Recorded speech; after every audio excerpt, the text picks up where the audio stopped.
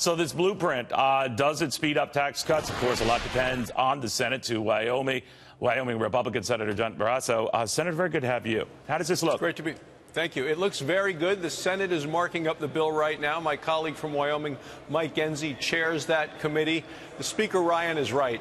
This is the path to tax relief, to tax reductions, to a stronger, healthier economy, and the kind of economic growth the American people haven't seen for the last 8 years under the Obama administration. We need to get back to over 3% economic growth. This is the way to do it. All right.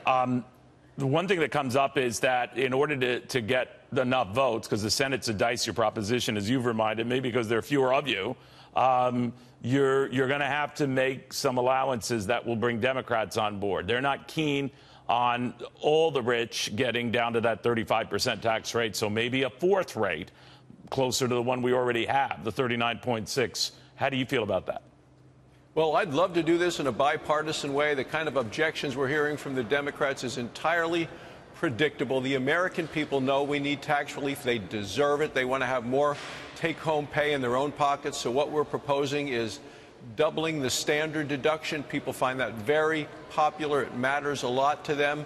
Getting fewer tax brackets, getting that from 7 to 3, that simplifies the process, makes it easier to people to fill out their process. What if it's 4, Senator? It's not 3, but it's 4. It's still fewer than we had going in. Well, more people in the 0% bracket, which is what you get if you double the standard deductions to $24,000.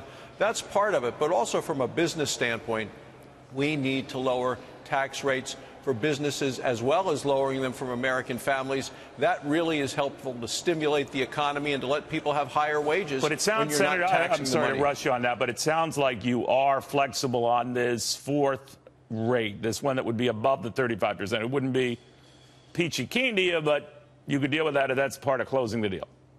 Well, we want to make sure we get the budget passed, get tax reform done, to get the economy growing. I mean, we need the kind of prosperity that the American people are expecting, want, and are demanding of us. I'm ready to vote to do that. Okay, sir, I'd be remiss if I didn't get to Washington rumors here that you rejected an offer to be the next Health and Human Services Secretary, that you didn't want anything to do with it. Is that true?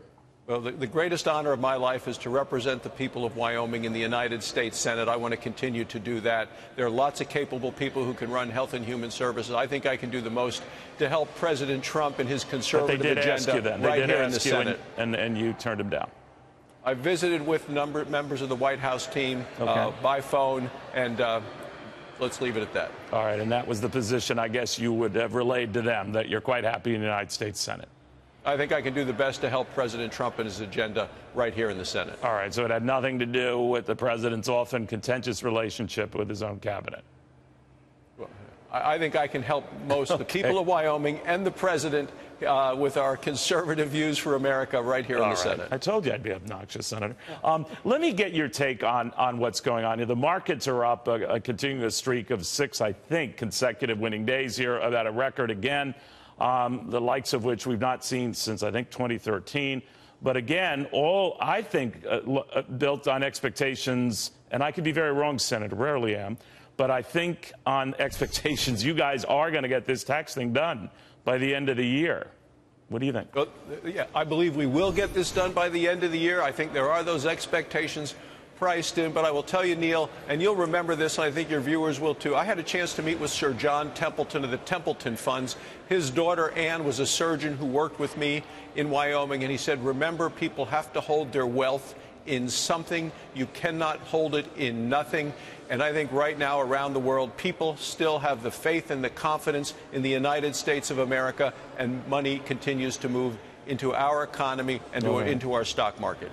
Yeah, you don't mess with him because his name starts with a sir. Real quickly, bump stocks, these devices that allow a semi-automatic weapon to mimic an automatic one. Some of your Republican colleagues have been open to stopping sales of these devices that were used by Stephen Paddock in the Las Vegas shooting. Where do you stand on that?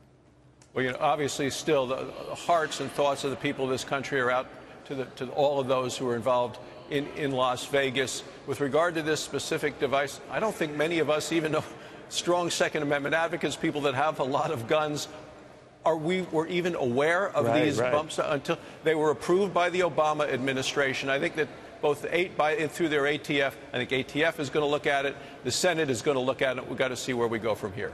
All right, Senator, thank you very much. Good seeing you again. Okay, thanks for having me, Neil.